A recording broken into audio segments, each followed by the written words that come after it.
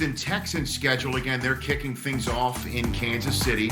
Watson and Mahomes for our viewing pleasure, and then Watson versus Lamar Jackson, and then the Steelers, my gosh, Vikings. Yep. Jaguars and Titans as the AFC South schedule begins for the Houston Texans. And then you got to visit with the Patriots in their house, the Colts, and 2 games in the back end. New Houston Texan wide receiver Randall Cobb with you, Prime. Take it away. Hey, this is a guy that I adore. Probably one of the smartest guys in the NFL. He goes from Aaron Rodgers to Dak Prescott to Deshaun Watson. You got to be one of the smartest receivers ever to play the game to hook up with those type of quarterbacks, man. Brilliant.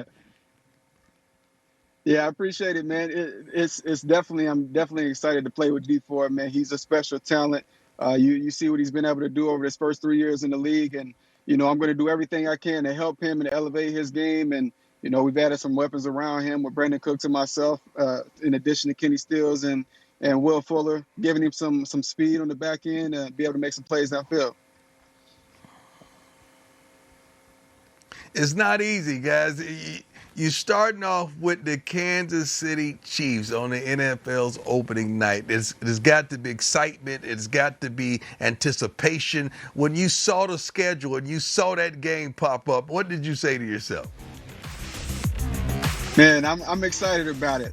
Starting off the game against the Super Bowl champs at their home. It takes you back to the playoffs last year. I remember being at home watching that game and just the excitement in that game alone.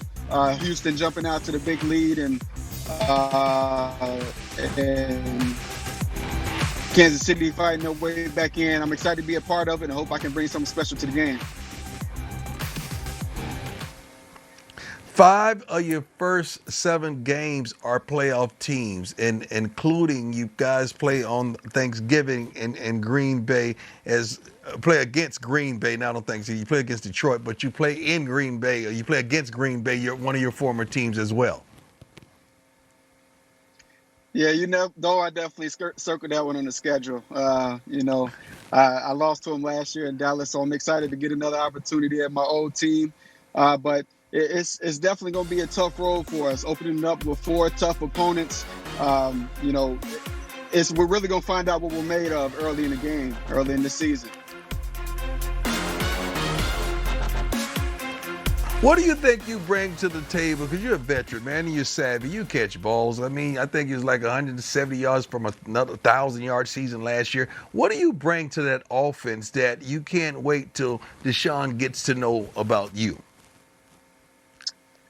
I think just like you said, the ability to take what I've learned over the course of my career and bring it to Houston and be able to make an impact in very small details. I think that I'm able to maneuver around the field and make plays, in the middle of the field and pick up big games and help keep offenses on the field on third down. Well, I appreciate you, man. I love seeing you play. I love the way you approach the game. I love the man that you are on and off the field. Look forward to seeing you, man. Back to you, Rich. Appreciate it. Greatly appreciate that. That's Michael Irvin getting set to join us right now. Most Super Bowl matchups between common opponents, 2020 opponents, the Cowboys and Steelers with 3 such games. You got the Rams and the Patriots with 2. Look at that. So that's how we now bring in none other than my Pro Football Hall of Fame friend, Michael Irvin, joining us from his shelter in place here on Schedule Night. What do you think of Cowboys schedule, Irv? What do you think?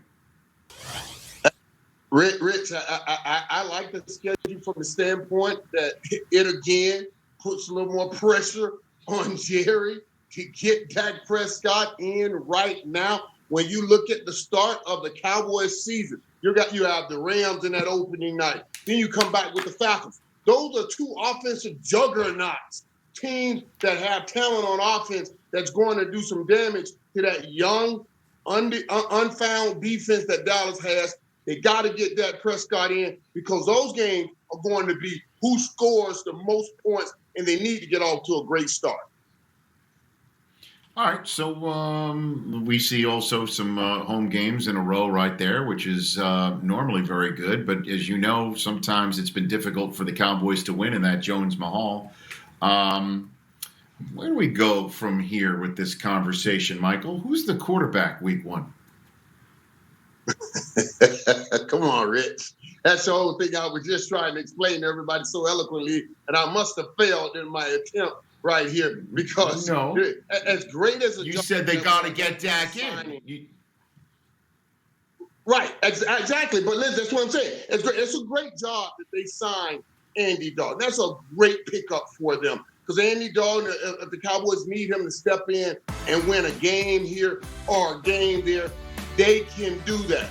But the reality is, the key to Dallas's season is going to be that guy we're watching on the screen right there, Dak Prescott, bringing that added element to that offense. Not just what he does with his arms, but also right here's a perfect highlight to show what he does with his legs, because that's going to matter when you're going up against teams that can score early. And remember now, right around week 9, it is week 9, week 11, week 13, week 15. Look at the defenses they have to play. They have to get off to a great start because they can't get down to that part of the schedule and talk about we have to play our way into this playoff. They better make sure they have a real good hold on the playoffs by that time.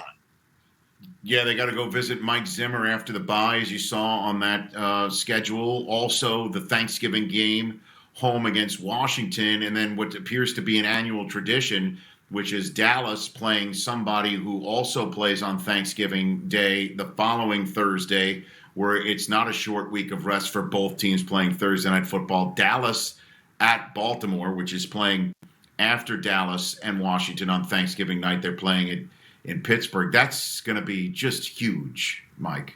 Huge, that game. You can sense it right now.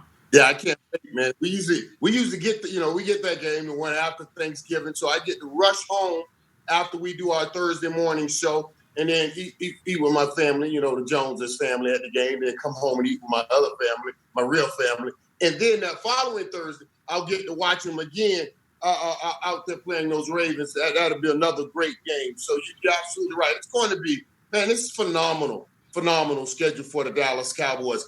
Everything they want is in front of them, but no one's going to give it to them. What this schedule means, you have to go and take it. So I'm seeing behind you 3 Lombardis, right? Over your left shoulder is an Emmy. Beyond that, Michael, is that an Oscar? Do you have an Oscar up there or something that looks an awful lot like an Oscar over your left shoulder, Michael? Do you have that? Rich, of all the awards that they had out, that's the one thing that has escaped me. I have not. Okay. You didn't get one for that Sandler movie? Is that what you're saying?